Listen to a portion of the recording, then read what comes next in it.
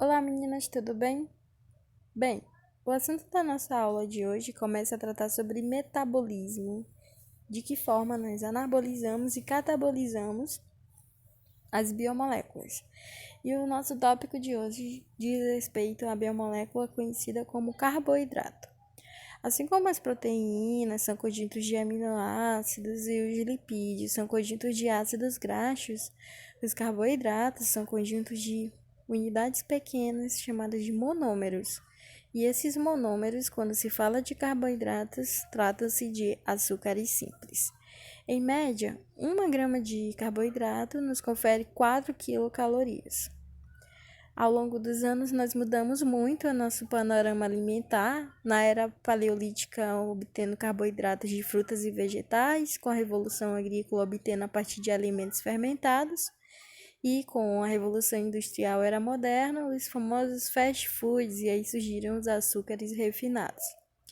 Carboidratos, apesar de todo o drama em cima do excesso que eles podem causar em termos de doença, são muito importantes para a nossa saúde, para a nossa vida.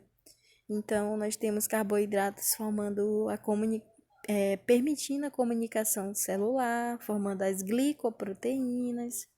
Nós temos carboidratos lá na cadeia de DNA e RNA, no citoesqueleto de animais. Então, eles são imprescindíveis. Mas o excesso já sabemos que causam doenças. Nós estocamos glicose na forma de glicogênio. E esse glicogênio, ele pode ser hepático ou muscular. Então, o nosso fígado é um dos órgãos que mais armazenam glicose na forma de glicogênio. O que é glicogênio? São várias glicoses unidas que vão ser usadas somente se você tiver demanda. O músculo esquelético também estoca o seu. Os vegetais estocam também, só que eles estocam na forma de amido. Os carboidratos são a nossa principal fonte energética do corpo para a geração de ATP. Então, glicose entra no ciclo de Krebs e vira ATP. E aí nós falamos então da primeira parte do metabolismo, que é chamado de glicólise. Isso aqui tem a ver com catabolismo, tá? Quebra de glicose. Quando eu quebro carboidrato complexo, eu posso gerar monossacarídeos. E monossacarídeos unidos, ou seja, açúcares simples como a glicose unidas, formam disacarídeos. Então, glicose com glicose formando a maltose, como está demonstrado na imagem. Aí eu tenho oligosacarídeos, que eu vou unir mais 4, 5 moléculas de glicose. E os polissacarídeos, quando eu tenho várias cadeias, acima de 16, 18 de monossacarídeos. Então, exemplos de monossacarídeos: glicose, frutose e galactose. Exemplos de disacarídeos: sacarose, que é a união da glicose mais a frutose. Não esqueçam disso, viu? Lactose é glicose mais galactose. E maltose, glicose mais glicose. Olha só como é a estrutura química que aparece nos livros de bioquímica da glicose, frutose e galactose, que são 3 açúcares simples.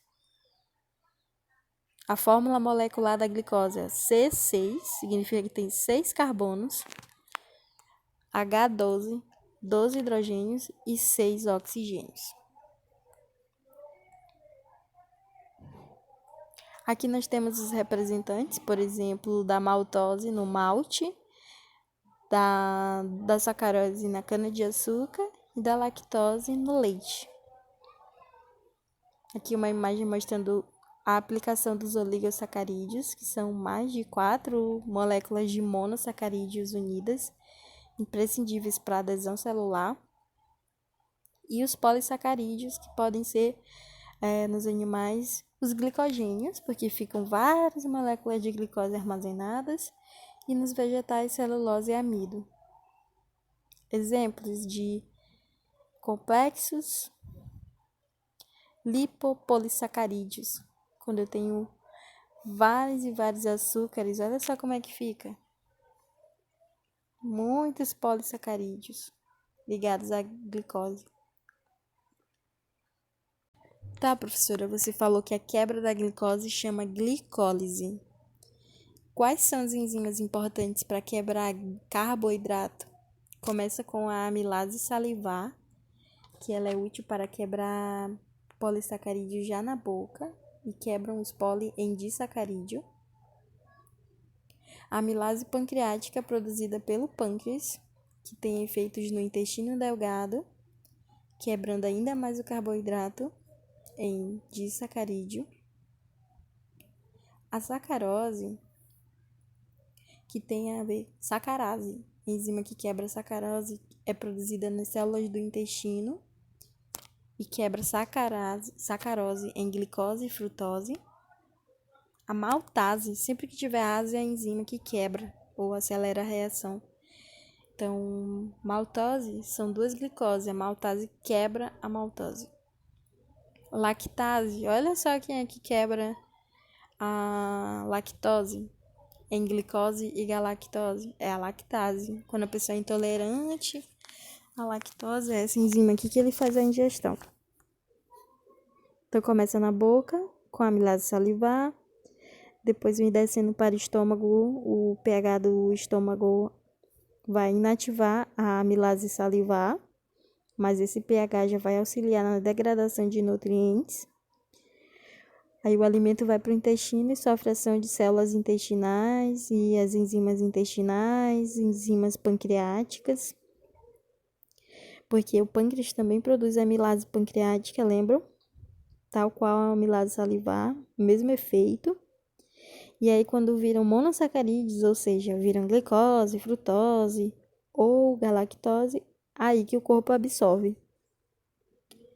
Quando a glicose, então, fica na sua forma mais basal, que é o monossacarídeo, ela pode ou inicialmente ser usada para fazer energia, ou ela pode ser armazenada como glicogênio no fígado e no músculo. Se você continuar comendo muito, o excesso vai virar gordura. O processo de estocar glicose na forma de glicogênio chama glicogênese, tá? E quando eu quebro o glicogênio para liberar a glicose, eu chamo de glicogenólise. Gliconeogênese é um terceiro termo que diz respeito a quando você não tem mais estoque de glicose no fígado e músculo e começa a formar glicose a partir de coisas que não são convencionais. Por exemplo, aminoácidos, glicerol, piruvato. Em resumo, então, nós temos que a glicose ela é armazenada na forma de glicogênio pela glicogênese.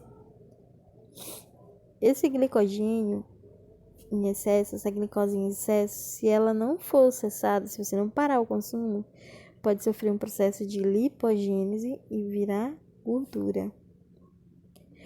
Eu também posso fazer processo de quebrar gordura e proteína e converter em açúcares. Esse processo chama-se gliconeogênese. E a quebra da glicose para formar ATP é chamada de glicólise. No nosso fórum, logo mais, a gente tira as dúvidas, tá? Por fim, quais são os hormônios importantes para controlar a glicemia? Insulina, que pega a glicose da corrente sanguínea e manda para as células. Glucagon, que é o contrário, ele na verdade estimula a quebra de glicose, né, dos glicogênios. Esse processo chama-se glicogenólise, bem como estimula a gliconeogênese. Ele estimula o fígado a pegar proteína, pegar gordura e transformar em glicose. Cortisol, adrenalina, que são do sistema nervoso simpático, também aumentam os níveis de glicose, porque quando a gente fica estressado ou o que seja, isso faz com que haja mais liberação de glicose para que o seu corpo continue ativo. De forma geral, então, a glicólise que eu citei, que quebra a glicose para formar ATP, ela é um processo aeróbico que tem a presença de oxigênio lá na mitocôndria para fazer a respiração celular.